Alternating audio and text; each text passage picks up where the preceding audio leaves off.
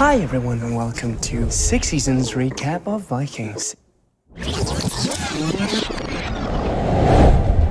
We open up season 4 and Bjorn is taking control of Kattegat while his father is ill from his wounds that he received in the Paris battle in season 3. Where we really start to see Bjorn make his own decisions as a man, and he wants to prove himself to himself that he decides to go into the wilderness. He ends up being tracked by a bear. There's this big battle between Bjorn and the bear, and it was actually the Anchorman bear. I was a huge fan of his work, and he was definitely the biggest star on the show. Ragnar has to go back to Paris and check up on his brother and realizes that brother has turned against me. And there is a massive epic battle on the water. I have no idea how you did it. It must have been a chaos to put all the gear and camera and light out there. And they have this big fist fight. They're literally close to killing each other with their bare hands. Ragnar and the Vikings lose that battle, and Rollo proves himself and wins. Ragnar is forced to go home empty-handed with a massive chain, and it gets to him. So he does what I don't think anyone would have expected of him, and leaves Kattegat in Bjorn's hands and in Aslak's hands. It's interesting to have the lead character just disappear for 10 years and let everything grow and see how his disappearance has affected it. And it has affected it in a big way. The biggest way, obviously, is that Bjorn's hair has grown very long and is now in a beautiful ponytail. And he comes back and it's like, what's to BK? What's to... I'll stop now. What's to BK? Hi everyone and welcome to 6 seasons recap of Vikings.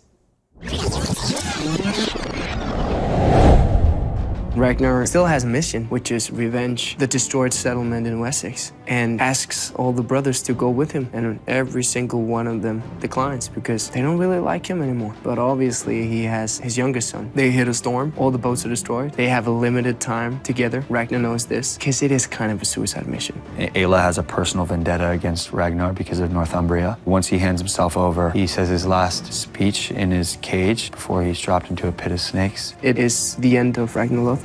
Ivar needs to go home and tell his brothers that they need to avenge him. Bjorn and Vitsuk sail to Spain. New place we can go raid! Exactly. Yay! Yeah. Bjorn sees Odin, and he knows immediately what that means, that his father has left the world. Lagertha rides into Kattegat, takes over, and shoots an arrow in the back of Mama. For Ivar to come home and realize that not only did he say goodbye to Papa, Mom is gone as well. That's probably where his character breaks a little. All the boys decide enough is enough, and they triangulate Lagertha. Bjorn stops it and suggests that we all band together. They share the same purpose now, avenging their father's death. They bring all the clans together and they sail with the great heathen army and they destroy the Saxons. Then we Blood Eagle King Ayla, which was something that I was looking forward to doing when I signed on to the show. Because Alexander is sick. Michael had said, if we can get this far, this is what your character ends up doing. I'll never forget it, 2 hardest days of my life. I remember Jordan dropping me down into the mud, and it was freezing, it was snowing, raining sideways. Poor Ivan, who was playing King Ayla, had to be shirtless at 11 p.m. while you were smashing his back to pieces. Yeah. And then, of course, to make matters worse, we're all in a tent together, freezing, and who FaceTimes me? Travis. And he's like,